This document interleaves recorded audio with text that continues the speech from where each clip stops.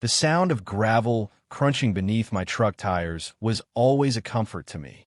It meant I was close to home, close to peace, close to the land I had worked hard for my whole life. After years of working double shifts, saving every penny, and raising a family, I had finally bought a piece of property where I could spend my retirement.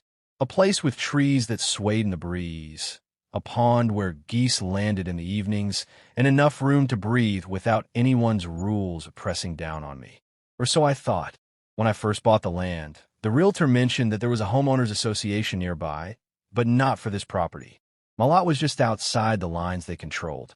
I took that as good news because I had heard enough horror stories about HOAs to know I wanted no part of them.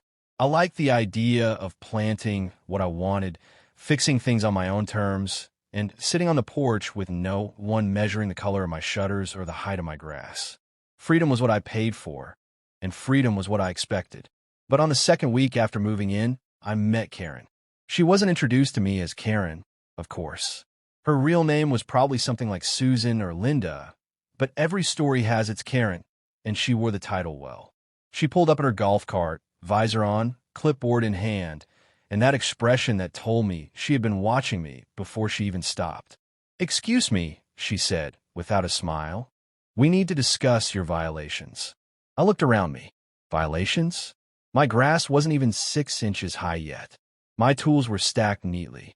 My little American flag waved proudly on the front porch. The only thing that might look out of place was my old pickup truck, but it was parked in my driveway where it belonged. "What violations are you talking about?" I asked. She looked down at her clipboard, flipping through some papers that meant absolutely nothing to me. "For starters, your shed. It hasn't been approved. Your truck is not an HOA-approved vehicle to be parked in view, and your porch railing does not meet community standards.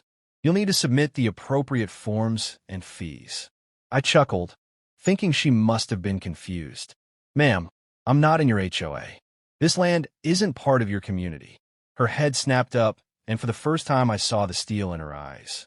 "Everything here is part of our HOA. That's the rule." "No," I said firmly, "I've bought this property outright. My deed is clear. Your HOA doesn't cover this land. I made sure of it before I signed anything." She pursed her lips, as though I were a stubborn child refusing to eat vegetables. "We'll see about that." And with that, she drove off in her little golf cart, leaving me standing in my driveway, shaking my head. The next morning, I woke up to find a paper taped to my door. Notice of violation, it read, with a list of nonsense complaints and a fine of $200. I laughed out loud. It felt like some kind of bad joke. I tossed it straight into the trash, figuring that was the end of it. But it wasn't. Over the next few weeks, Karen became a permanent shadow in my life. She showed up at random times, snapping pictures of my yard with her phone. I'd catch her peering through the trees, as if waiting for me to plant a forbidden flower or put up a birdhouse she hadn't approved. She left more papers on my door, each more threatening than the last. Neighbors who were in the HOA would sometimes slow down their walks to whisper, "Careful, she'll make your life miserable." One afternoon, as I was trimming branches by the pond, I heard tires screeching on my driveway. I turned to see 2 sheriff's deputies step out of their cruiser, hands resting on their belts. Behind them, in her golf cart, was Karen, smiling like she had finally won. "Sir," one deputy called out, "we received a complaint. Are you refusing to comply with HOA regulations?" I wiped my hands on my jeans and walked over calmly. "Officers, I think there's been a mistake. This land isn't part of any HOA. I own it outright." Karen jumped in, her voice sharp and high-pitched. "He's lying. He's refusing to pay dues, ignoring citations, and breaking multiple community rules. He thinks he's above the law." I looked at the deputies, steady and calm. "Gentlemen, would you like to see my deed?" They exchanged a glance. "That would help." I walked inside, pulled out my file folder, and handed it to them. They studied the papers carefully. After a few minutes, one of them looked back at Karen. "Ma'am, his property line is outside the HOA jurisdiction. He's not obligated to follow your rules." Karen's jaw nearly hit the floor. "That's impossible. Everyone here is under the HOA. Everyone." "Not this lot," the deputy said firmly. I suggest you stop harassing him." I could see the fury boiling inside her. She pointed a finger at me, shaking with rage. "This isn't over. You'll regret this." But she was wrong. She was the one who would regret it. What Karen didn't know, what no one in the neighborhood knew, was that I hadn't just bought my little piece of land. I had bought more.